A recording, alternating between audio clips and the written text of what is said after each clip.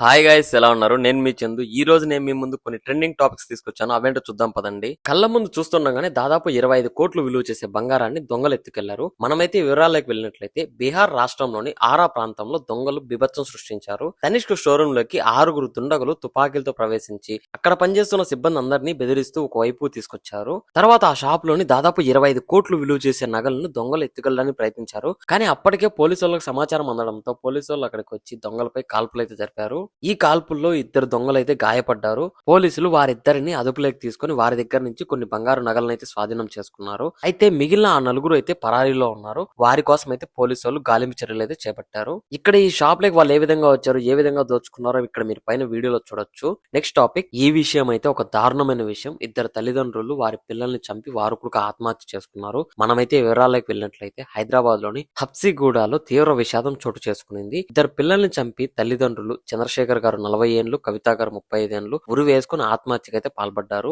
వీరి చుట్టుపక్కల ఉండేవారు ఇచ్చిన సమాచారం మేరకు సంఘటనా స్థలానికి పోలీసులు చేరుకుని దర్యాప్తు అయితే చేపట్టారు. అయితే చంద్రశేఖర్ గారు, కవిత గారు మరణానికి కారణం ఆర్థిక ఇబ్బందులే అని చెప్పి పోలీసులు అయితే భావిస్తున్నారు. ఈ సంఘటన మూలంగా నేనైతే మీ అందరికి ఒక విషయం తెలియజేయాలనుకుంటున్నాను. ఎవరికైనా గానీ ఎన్ని ఆర్థిక సమస్యలు ఉన్నా వాటి మీద పోరాడితేనే మనకేమైనా సొల్యూషన్ వస్తుంది. కానీ ఇలా భయపడిపోయి ఏదన్నా చేసుకుంటే మాత్రం అది చాలా తప్పు. దయచేసి ఇలాంటి వాటికైతే ఎవరు పాల్పడద్దని మనస్ఫూర్తిగా కోరుకుంటున్నాను. Next topic, rebel star Prabhas గారితో ప్రశాంత్ వర్మ గారు ఓ సినిమానైతే తెరకెక్కిస్తున్న సంగతి అందరికీ తెలిసిందే. దానిపై ఓ ఇంట్రెస్టింగ్ అప్డేట్ అనేది టాలీవుడ్ లో చక్కర్లు కొడుతుంది. ఈ మూవీ స్టోరీ వచ్చేసి మహాభారతంలోని బకాసురుడు గురించి ఉంటుందని చెప్పి టాక్ అయితే వస్తుంది. ఆ పేరు మీద గానీ ఈ సినిమా పేరు బకా అనే టైటిల్ ను పెట్టాలని చెప్పి ప్రశాంత్ వర్మ గారు భావిస్తున్నట్టు సమాచారాలు అయితే బయటకు వస్తూ ఉన్నాయి. ఈ స్టోరీ పరంగా బకాసురుడిని భీముడు అయితే చంపేస్తాడు. మరి ప్రభాస్ గారు భీముడు పాత్ర పోషిస్తారా, లేకపోతే ఈ సినిమాలోనే ఇంకేదైనా ఇంట్రెస్టింగ్ కథను పోషిస్తారా అనేది మనమైతే వేచి చూడాల్సింది. మీతో పాటు నేను కూడా ఖచ్చితంగా దీనికోసం అయితే వెయిట్ చేస్తున్నా.